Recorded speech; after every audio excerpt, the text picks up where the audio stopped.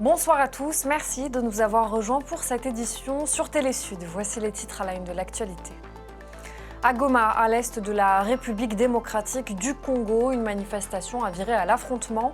Ce rassemblement avait pour but de demander le départ des troupes de la force régionale EAC, déployée en novembre et jugée inactif dans les combats face au M23 par les habitants de la région. C'est une nouvelle phase contre le terrorisme qui s'ouvre au Burkina Faso. Ce sont les mots du président de la transition, Ibrahim Traoré, au sujet des attaques djihadistes qui se multiplient contre les civils, notamment l'enlèvement de quelques 80 femmes la semaine dernière. En France, 10 000 policiers et gendarmes seront mobilisés jeudi à l'occasion des différentes manifestations sur le territoire contre la réforme des retraites. Écoles et transports risquent d'être fortement impactés. À l'est de la République démocratique du Congo, une manifestation contre la présence de la force régionale de la communauté d'Afrique de l'Est a violemment été réprimée. Elle s'est déroulée ce mercredi à Goma, chef-lieu du Nord Kivu. Des journalistes auraient été également pris pour cible. Retour sur cet événement avec Émeric Torognan. C'est un cri de ras-le-bol que poussent ces manifestants ici à Goma, à l'est de la RDC. Leur colère est orientée contre la force régionale de l'EAC, dont ils dénoncent l'inefficacité face au groupe rebelle du M23. Nous sommes ici aujourd'hui puisque nous voulons déposer notre mémorandum chez monsieur le gouverneur de province, lui signifiant que la population est fatiguée de voir cette force inutile de l'EAC se transformer en une mission d'observation. Comment est-ce qu'on va nous massacrer et on nous tue? Or, ils sont venus pour combattre les terroristes M23. Leur colère remonte au lendemain de la cérémonie de retrait des rebelles du M23 des zones qu'ils occupent. Une cérémonie organisée fin décembre et début janvier par les troupes kenyanes de la communauté des États d'Afrique de l'Est. Ce retrait avait été dénoncé comme un leurre par l'armée congolaise, soutenue par des témoignages qui affirment que le M23 occupe toujours des positions d'où il est censé se retirer. Face à cette situation, ces manifestants ne demandent qu'une chose, que les milliers de soldats du Kenya et du Burundi qui devraient être rejoints bientôt par 750 militaires sud-soudanais déployés par l'EAC dans l'est de la RDC lancent des offensives contre les groupes armés. Les forces kenyanes de l'EAC ne voulaient pas que ces gens restent dans notre pays comme le tourisme. Ils sont venus nous aider, mais jusqu'à présent, ils sont en train de faire le tourisme dans notre pays. C'est pourquoi aujourd'hui, nous disons qu'ils puissent rentrer chez eux, parce que nous ne voulons pas rester avec des touristes dans notre pays. Alors qu'ils se dirigeaient vers le centre-ville de Goma, le cortège de manifestants se voit stoppé net dans sa progression par les forces de sécurité de la RDC. S'ensuit des tirs de grenades lacrymogènes sur les protestataires obligés de se disperser. Nous avons manifesté aujourd'hui pour pousser la force de l'EAC à pouvoir lancer les offensives comme le dit l'accord de Luanda. Malheureusement, le non-professionnalisme de notre police, surtout du général de la police, ils sont venus, ils nous ont violemment agressés. Même des journalistes qui couvraient la manifestation ont été pris à partie. L'un d'eux s'est blessé en fuyant et 2 autres ont été interpellés avec 6 manifestants, puis relâchés après 3 heures de garde à vue. Pendant ce temps, les combats entre l'armée congolaise et le M23 se poursuivent sur le terrain, malgré les déclarations de cessez-le-feu. Les exactions des groupes rebelles perpétrées à l'est de la RDC ont été fermement condamnées par les membres du comité consultatif permanent des Nations Unies. Ils s'étaient réunis au Congo-Brazzaville à l'occasion de la 54e réunion ministérielle chargée des questions de sécurité en Afrique centrale. Reportage Louis-Marcel Satou. La persistance des tensions diverses qui paralysent la sous-région Afrique centrale a été fermement condamnée lors de la 54e réunion ministérielle du comité consultatif permanent des Nations Unies chargé des questions de sécurité en Afrique centrale. À l'ouverture des travaux, au nom du président de la République, le Premier ministre Anatole Kouliné-Makosso a relevé la résurgence des exactions des groupes rebelles perpétrés à l'est de la RDC. Notre pays condamne avec la dernière énergie toutes les violences perpétrés dans ce pays. Et tout récemment encore, par exemple, cet acte crapuleux perpétré à Kassindi, dans la province du Nord Kivu, ayant occasionné plus d'une dizaine de morts et près d'une quarantaine de blessés dans une église évangélique. il y a à peine quelques heures. Clôturant les travaux, Jean-Claude Gakosso, ministre congolais des Affaires étrangères, a invité tous les acteurs à trouver une solution durable. La République du Congo ne ménagera aucun effort pour la prospérité de notre sous-région. Le vice-ministre des Affaires étrangères de la RDC, Sami Adoubango Aoto, apprécie l'implication des pays frères sur la question. On avait l'habitude d'insister que le Rwanda soit cité nommément. Cette résolution nous donne un avantage sur le reste. C'est maintenant à la RDC ainsi qu'à ses collègues ou soit ses pays amis de l'accompagner vers cette direction-là qui est celle-là. Dans une déclaration lue par l'ambassadeur d'Angola au Congo-Brazzaville, les membres du comité consultatif permanent des Nations Unies ont notamment appelé à la cessation immédiate de toute forme de violence, de toute activité militaire par tout groupe armé présentant une menace pour la RDC. Au Burkina Faso, suite à l'enlèvement d'une cinquantaine de femmes, voire plus, la semaine dernière, le président de la transition, le capitaine Ibrahim Traoré, a déclaré qu'une nouvelle phase avait été enclenchée par les terroristes contre des civils. Déclaration faite à l'université de Ouagadougou avec des étudiants venus de tout le pays. Le point avec Émeric Torroignan. Quelques jours après l'enlèvement de plus d'une cinquantaine de femmes dans le nord du Burkina Faso, face aux étudiants de l'université Joseph Kizerbo à Ouagadougou mardi, Ibrahim Traoré s'est exprimé sans langue de bois. Le président de la transition burkinabé le reconnaît, la lutte contre le terrorisme dans le pays a pris un autre tournant et les djihadistes s'en prennent de plus en plus aux civils face à la détermination des forces armées. Aujourd'hui, une autre phase est enclenchée par les terroristes. Sur le volet militaire, nos hommes sont déterminés à les affronter. Ils commencent donc à s'en prendre aux populations civiles innocentes. Les humilier, les tuer. La nouvelle de l'enlèvement des femmes survenue jeudi et vendredi a provoqué une vague d'indignation dans le pays comme à l'extérieur. Pour le moment, des recherches terrestres et aériennes sont en cours pour les retrouver selon les autorités. Les localités théâtres de ces enlèvements de masse sont sous blocus des groupes djihadistes depuis plusieurs mois. Difficile pour les populations de s'approvisionner en produits de première nécessité, mais depuis mardi matin, une opération de ravitaillement par voie aérienne de ces localités a commencé pour soulager les habitants. Les autorités de la transition burkinabé se disent déterminées pour en finir avec la vague de violence terroriste que connaît le pays et qui s'intensifie au fil des jours. Depuis octobre, le nombre d'attaques se multiplie. Nous sommes résolus à résoudre cette question terroriste. Cette guerre, nous ne l'avons pas choisie. Le Burkina n'a attaqué personne. Nous avons été attaqués et nous nous défendons depuis lors. Mardi soir, l'état-major burkinabé a demandé un effort collectif pour le ravitaillement des populations vivant dans les zones à fort défi sécuritaire à travers la mise à disposition de l'armée à titre gratuit ou à prix social des camions avec conducteurs pour le transport des vivres et des denrées de première nécessité dans ces localités.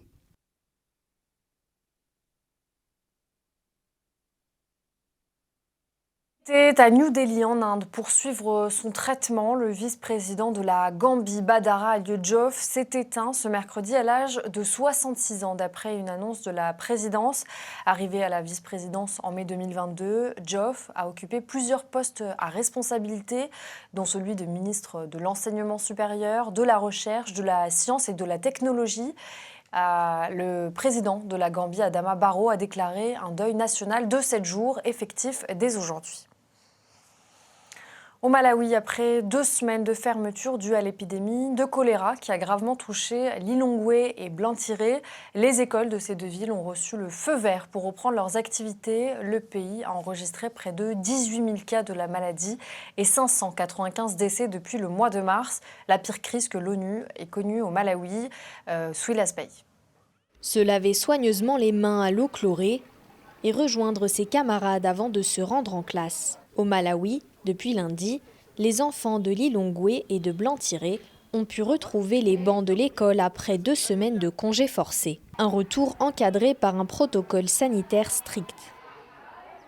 Nous encourageons les élèves à se laver les mains fréquemment. Pour ce faire, nous avons mis à leur disposition des seaux d'eau ainsi que du savon. Nous avons également fourni les écoles en désinfectant et en chlore afin de laver les sanitaires et les salles de classe. Le Malawi, pays d'Afrique australe, a recensé près de 18 000 cas de choléra et 595 décès depuis le mois de mars 2022. Il s'agit de la plus grande épidémie de cette maladie à toucher le pays depuis 10 ans. Le choléra est une maladie contractée par l'ingestion d'eau ou d'aliments contaminés par la bactérie, une maladie provoquant des problèmes intestinaux et pouvant représenter un grand danger chez les jeunes enfants. Aujourd'hui, nous souhaitons apporter une contribution symbolique en donnant au ministère de l'Eau et de l'Assainissement du matériel nécessaire en matière d'hygiène, tel que du savon, des tablettes pour la désinfection de l'eau, des seaux et du chlore, entre autres. En septembre, l'Organisation mondiale de la santé avait alerté quant à une recrudescence inquiétante du choléra dans le monde, après quelques années de déclin. L'urgence de la maladie peut s'expliquer par le changement climatique, venu s'ajouter aux facteurs majeurs que sont la pauvreté et les conflits. Chaque année, entre 1,3 million et 4 millions de personnes dans le monde sont touchées par le choléra. La Libye a dépêché mardi un convoi d'une centaine de véhicules transportant du sucre, de l'huile, de la farine et du riz vers la Tunisie. Une aide du voisin libyen pour aider la Tunisie en proie à une grave crise économique et financière et à résister aux fréquentes pénuries de ces produits essentiels. Lorraine Mapou. Des centaines de camions à la frontière entre la Tunisie et la Libye. À leur bord, du sucre, de l'huile, de la farine et du riz envoyés par Tripoli. Cette aide a été acheminée mardi matin par le poste frontière de Rajdir. Au total, 170 camions sont attendus en Tunisie. Il s'agit d'un don du gouvernement d'union nationale basé à Tripoli à la Tunisie pour l'aider à surmonter les graves pénuries de produits de base auxquelles le peuple tunisien est confronté. Cette aide intervient alors que le pays s'enlise dans une crise socio-économique. Samedi dernier, plusieurs centaines de Tunisiens se sont mobilisés dans les rues de la capitale pour protester contre le président Kais Saied, tenu responsable de la cherté de la vie. Il y a des pénuries de nourriture. L'économie est mal en point. Nous nous battons pour sauver notre pays de la situation dans laquelle il se trouve. Une crise financière qui se retrouve jusque dans les rayons vides des supermarchés. Dans ce magasin, comme dans le reste du pays, le rationnement a été imposé pour limiter les clients à 2 paquets de pâtes et de lait par personne. Certains produits comme le café et le sucre sont quant à eux difficiles à trouver. La situation du pays aujourd'hui, c'est la faim, la pauvreté, l'endettement et la soif. Y a-t-il des réformes depuis que le président Kais Saied a dit que nous vivons en démocratie ? Cette pénurie trouve ses origines dans la difficulté de l'État à financer l'importation des produits de base. Avec une inflation supérieure à 10% et la pauvreté qui touche 20% des 12 millions d'habitants, les Tunisiens montrent de plus en plus leur mécontentement face à Kais Saied, pourtant soutenu lors de son coup de force à l'été 2021.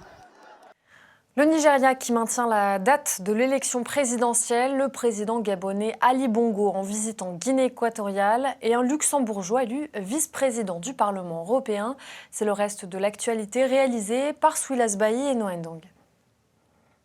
Le Nigeria ne reportera pas l'élection présidentielle malgré le niveau actuel de l'insécurité dans le pays. C'est le chef de la commission électorale du pays qui l'affirme. Le vote présidentiel du 25 février prochain est maintenu malgré les inquiétudes liées à l'insécurité généralisée, notamment les attaques contre les agents électoraux. Mahmoud Yacoubou s'exprimait au groupe de réflexion Chatham House de Londres. Il a déclaré que la commission électorale nationale indépendante était bien préparée à faciliter le vote dans la nation la plus peuplée d'Afrique, malgré les défis. Près de 10 millions de nouveaux électeurs ont été inscrits pour le scrutin, dont 84% sont des jeunes de moins de 34 ans. 2 principaux candidats, Atiku Abubakar du Parti démocratique populaire et Bola Ahmed Tinubu du parti au pouvoir, le Congrès des progressistes, sont en lice pour remplacer le président Muhammadu Buhari, qui ne se représente plus.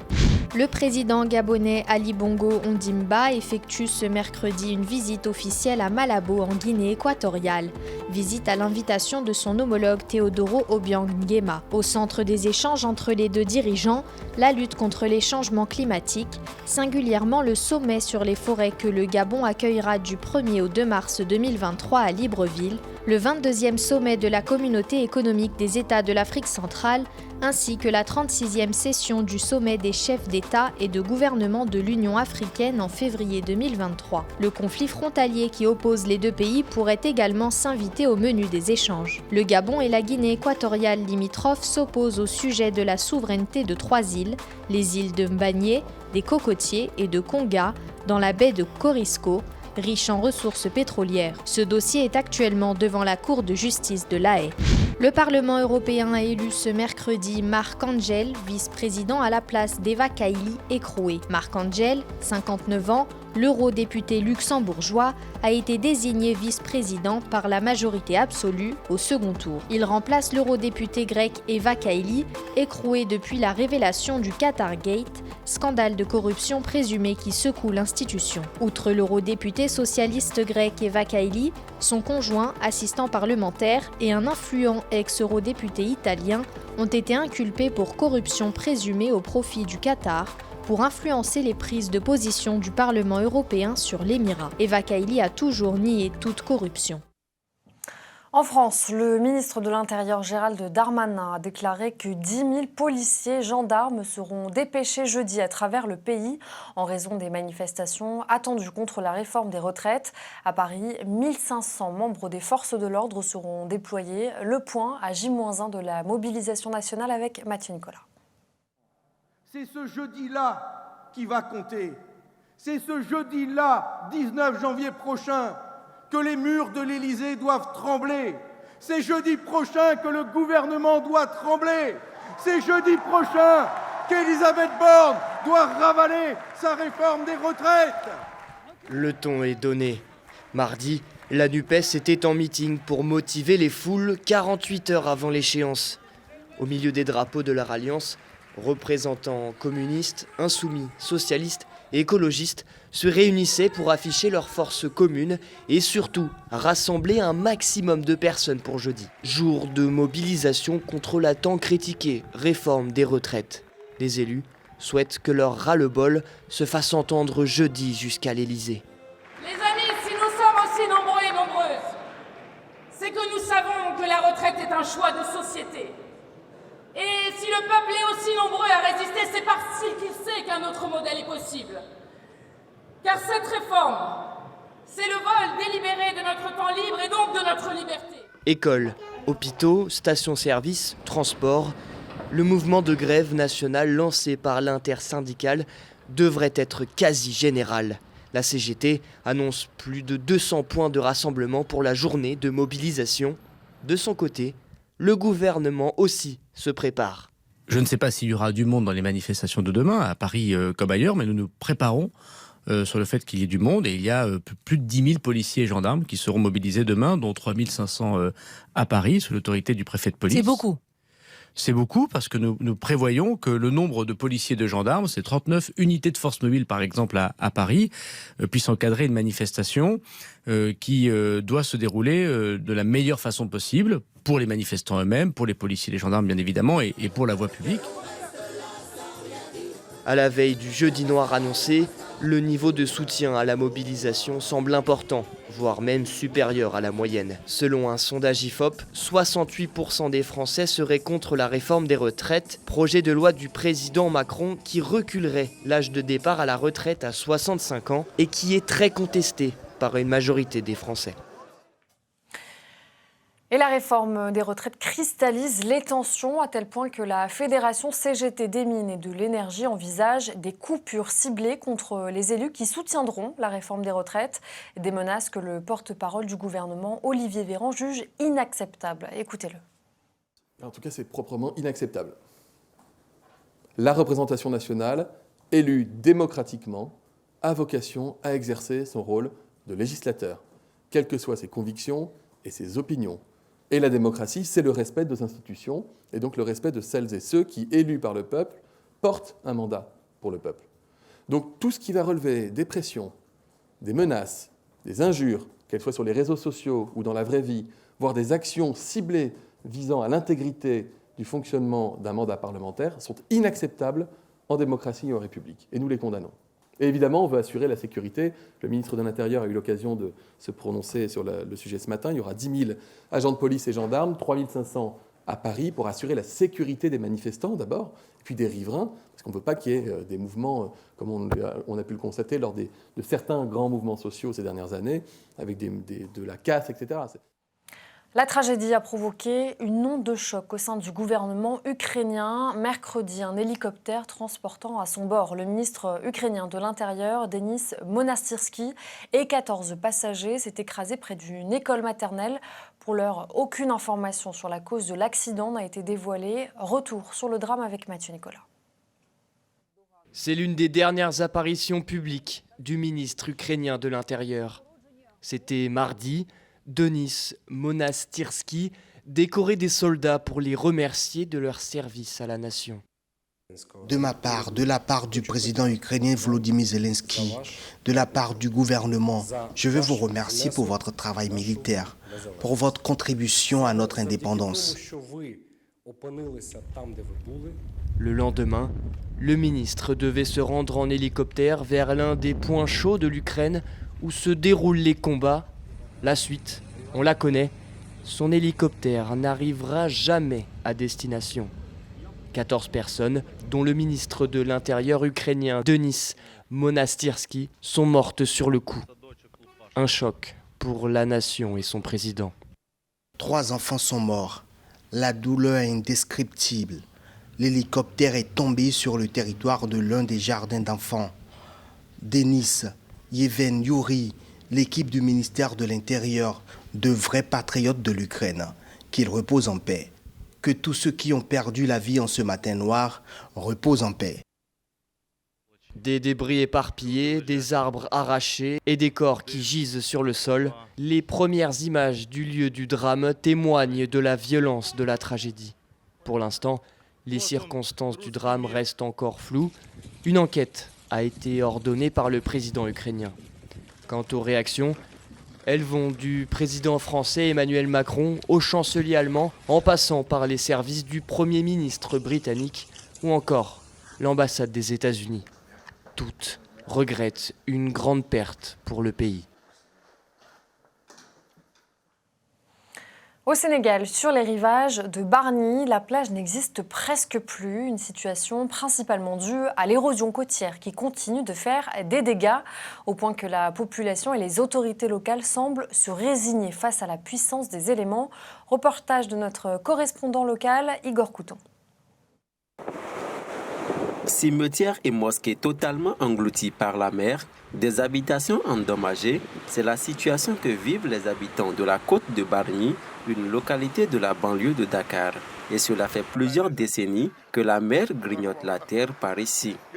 La mer était tellement loin, parce que là où nous sommes maintenant, mais il y a des cimetières qui sont partis. Il y a des aires de jeu qui sont parties. Des concessions même, je dirais, qui sont parties. Nous pouvons dire que vers les années 70, à nos jours, au moins la mer a pu avancer à hauteur d'une centaine de mètres. Outre les conséquences déjà visibles, l'érosion côtière contribue également à la rareté des ressources halieutiques. Or, les populations de Bargny vivent essentiellement des activités de la pêche. Avant, il nous suffisait de rester près des côtes pour avoir du poisson. Mais à présent, même quand nos enfants vont en mer, ils ne trouvent plus rien. D'autres vont jusqu'en Casamance et reviennent bredouilles. C'est pourquoi certains font le choix de l'immigration, même au péril de leur vie.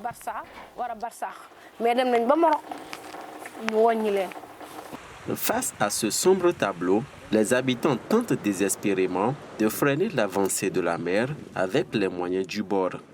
Là où vous voyez les pneus, les sacs de riz vides, c'est des systèmes d'adaptation. Bargny n'a jamais bénéficié de digues de protection. Bargny n'a jamais bénéficié de brise-lames. Donc on nous a laissé avec la mer qui avance et la mer, nous ne pouvons pas le contenir avec nos bras. La municipalité semble aussi se résigner. La solution radicale, c'est essayer donc de bloquer cette avancée par l'installation de certains ouvrages. Maintenant, ces brises-lames-là, donc, ou bien ces digues de protection-là, ça demande ce que l'on appelle des moyens colossaux. Et que ces moyens-là, pour vous dire vrai, la mairie n'en disposent pas. Au Sénégal, 25% du littoral est exposé à un risque élevé d'érosion côtière selon la Banque mondiale. Et d'ici 2080, les 3/4 des 700 km de côte sénégalaise seront concernés si rien n'est fait. C'est la fin de ce journal. Merci à tous de l'avoir suivi. Bonne suite de programme sur Télé Sud.